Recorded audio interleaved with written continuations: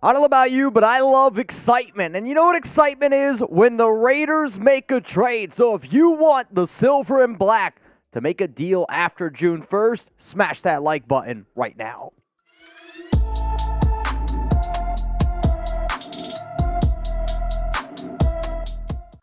Raider Nation, what's going on? You're watching the Raiders Report, and today's show, we're going to be looking at some potential Raiders trade targets presented by Bird Dogs. If you haven't already, go to birddogs.com. Make sure you use promo code CHAT. Link's going to be available for you guys down in the comments and in the description of today's show. So when I think about post-June 1st, we have already talked about a lot, and I mean a lot of players that the Raiders could potentially trade away. Well, if we're talking about players that the Raiders could trade away, that means there are 31 other teams out there that say, hey, we also have some of our own trade candidates, and I'm going to take some of those other teams' trade candidates, lock my scope on them, and say, let's go out and at least figure out a way if we could bring him in here to this team. Now, if you haven't already seen my Raiders post June 1st trade candidates video, go check it out. We cover news, we do rumors, we do trade targets, we do trade candidates, we do all sorts of videos here on the Raiders Report. And if you're a big-time Raiders fan, help me win our Chat Sports subs battle for June. I told you on our last show that we did in May, I can't lose to the Chiefs, I can't lose to the Broncos. Well, guess what? We are doing a battle for all Chat Sports YouTube channels. Whatever channel can get the most subs in the month of June gets a special surprise. So hit that subscribe button and help Raider Nation stay undefeated. So coming up here on today's show, 5 players that I would look at potentially trading for after June 1st. Some of these players are going to be good fits, but mainly, it's about a deal. I'm a dude that loves a good deal. Let's first talk about the guy coming up here. It's Shaq Barrett at edge rusher. Is edge really that big of a team need for the Raiders? No, but, it could be if Tyree Wilson's not ready, if Chandler Jones isn't ready. And I hear you. There's going to be some people out there like, well, wait, Mitch, didn't Shaq Barrett tear his Achilles in October? Yes, he did. He is aiming, and he should be ready to go by week 1 of the NFL season. So is there a risk there? Yes, absolutely, positively. But, like I mentioned, I like myself a good deal. Now, if the Raiders were to go out and they were to trade for Barrett, they would owe him $14.25 million in 2023. The reason why this is at least an intriguing deal to me is if he is 100% healthy, then you have Barrett at $14.25 in 2023. He has no guaranteed dollar for 2024, so if it doesn't work out, you could potentially move on. And the Tampa Bay Buccaneers, I just think that this team is going to be in tank mode. So if you can buy low on one of the best edge rushers in the NFL, I think you'd be kind of dumb not to do it. Is he getting up there in age? Yes, there's no doubt about it. 31 tackles, 3 sacks, 6 tackles for loss. But my best memories and my best things that I can think of Shaq Barrett is him taking down Patrick Mahomes in the Super Bowl. I believe that would be something that the Raiders would definitely be interested in. Over the past 4 seasons, in 2021, 10 sacks. In 2020, 8 sacks. In 2019, 19 and a half. You're not going to get that 19 and a half production again, but anytime you can add a player that has that potential double-digit sack number for a Raiders defense that, let's face it, they need all the sacks they could possibly get. Giggity. And on top of that, you have Max Crosby. But Chandler Jones was a big-time disappointment last season, only 4.5 sacks. Tyree Wilson's probably not going to be able to practice or get on the field until training camp. So if you're worried about Chandler Jones, if you're worried about Tyree Wilson, you want to roll the dice here on a player that definitely can get after the QB? Yeah, his name is Shaq Barrett. Now, guess what? I got 4 more names to break down here on the Raiders Report. But before I get into them, I want you to go down in the comments and name a player that you believe that the Raiders should go out and try to trade for after June 1st. Now, one of the names that I can almost guarantee that I'm going to see in the comments is Patrick Queen. I've done a few videos on the linebacker from the Baltimore Ravens, but the reason why I'm about to bring him up here is because unlike edge not being the biggest need for this team, linebacker is a massive need for the Silver and Black. Last season, he had 117 tackles, 5 sacks, 9 tackles for loss, a forced fumble, 2 fumble recoveries. But the biggest reason why I do think that the Raiders could potentially look at him is because the Ravens already told him and told me everything that I need to know. They declined Queen's 5th-year option, and if the Raiders were to go out and get him, you would owe $2.3 million in 2023. I'll admit, if you trade for Patrick Queen, you're more than likely going to have to give him a contract extension.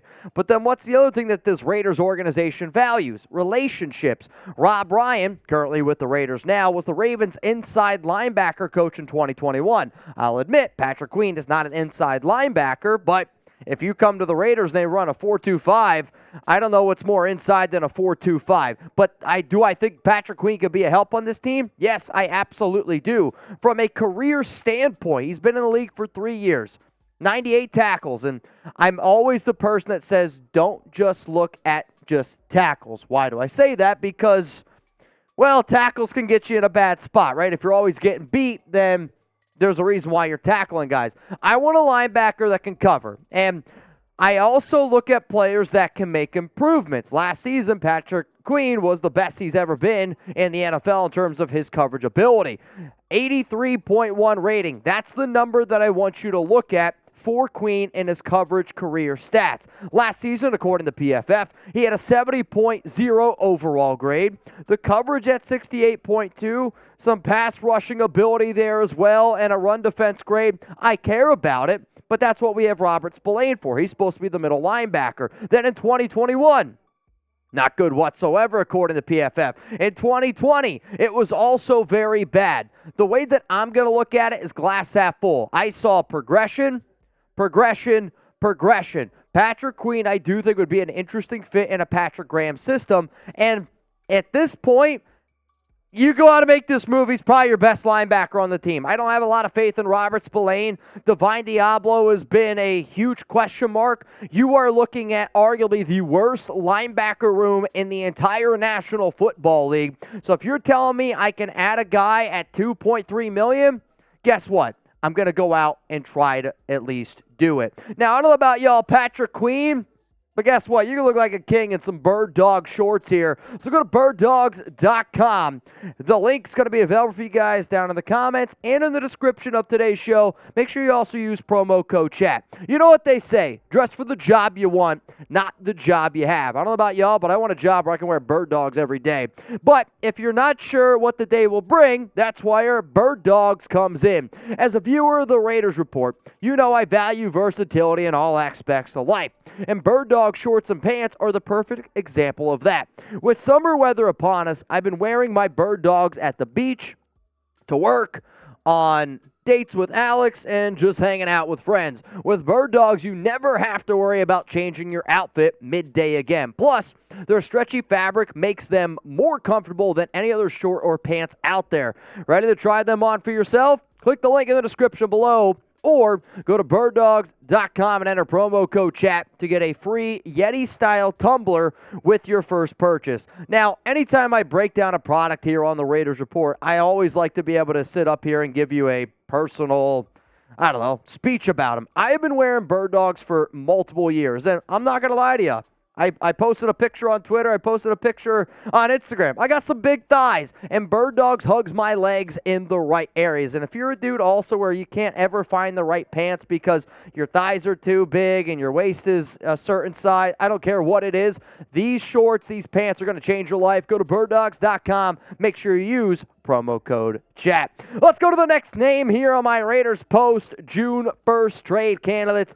It's Javon Kinlaw. And with a lot of these names on here, it's big names. Javon Kinlaw, former first-round pick, number 14 overall, back in 2020 to the San Francisco 49ers. And if you make the deal, well, you're going to owe him $2.7 million in 2023. The reason why he's on this list is defensive tackle. I will still sit up here and say you could make this defensive tackle room bigger. On top of that, you got to give the Raiders a little bit of credit. I think they've done a good job taking castaway defensive tackles that have been round one picks in recent years and turning them into something halfway decent. Like, look at Solomon Thomas 2 years ago. Totally different defense. I get it. I totally hear you. but it worked out, and he was a Niner. Then you look at Jerry Tillery, the Chargers. They didn't want him. Well, the Raiders brought him back. Started good. The season didn't end the way that I was hoping for, but Kinlaw is the type of player where he's got enough athletic ability. If it clicks, I'm telling you, he's going to be a special player. Could he be a little bit of a nightmare in the locker room, and we've seen reports of that? Sure, no doubt about it. Does that make me nervous with him in Las Vegas? Sure, no doubt about it. But guess what? If Kinlaw can get it together, he does have that athletic ability that it could be pretty special, because right now the Raiders have Bilal Nichols, who I know they like. They have Byron Young, who they drafted in round 3.